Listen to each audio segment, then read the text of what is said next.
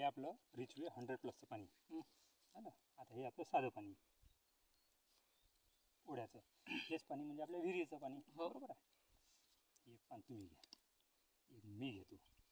आता हे जर समजा आपण पाण्यात बुडवलं तर काय होतं, बुडवा पूर्ण अंतर दाबून दुबून कसंही करायचं करा, पूर्ण ओलं झालं पाहिजे ते पाणी. धुका नाही होत ना ओलं? नाही होत का? नाही. अरे जाऊ दे, ते काही होत नाहीच.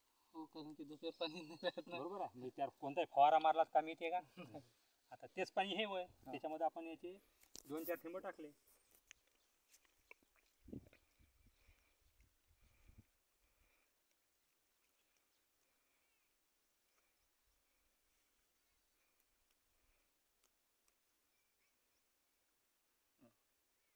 म्हणजे जे आपण जे तुम्हाला सांगितलं का स्टिकर, हे झालं स्टिकरचं काम. स्टिकरचं.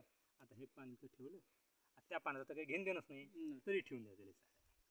म्हणजे हे पान आपण जसं तसं ठेवलं. आता हे एक 10-15 मिनिटाच्या वेळेतच हे पान पूर्णपणे सुकून जाते. आणि ह्या दोन्ही पानाची जी क्वालिटी आहे याच्यामध्ये रंगामध्ये सुद्धा फरक पडते. कारण हे पान जेव्हा सुकते म्हणजे काय होते, आता हे आपण पूर्ण पाण्यात बुचकाळलं, नसतं तरी बुचकाळलं तरी आता समजा कोरडा भाग राहिला, याच्यात सुद्धा आपल्या औषधाचे सगळे कण याच्या आतमध्ये चालले जाते.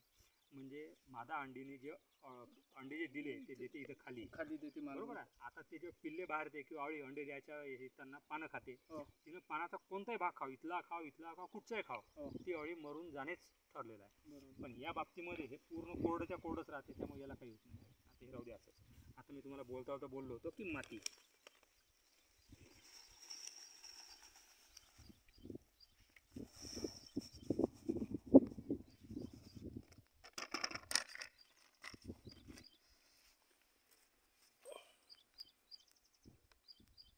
आता याच्या ऐवजी आपण ढेकूळ वापरत असतो बरेचदा.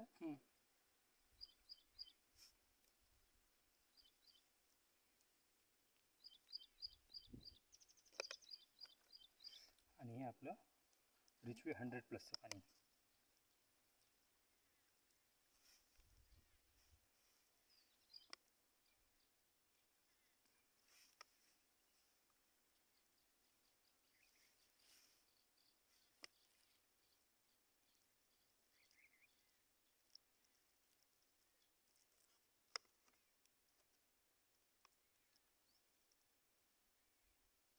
पाणी म्हटल्यानंतर त्याचा गुणधर्म आहे, ते पूर्ण त्याला चिखल करणे, हे करणे, त्याच्यानंतर काही वेळेस सुकते ते.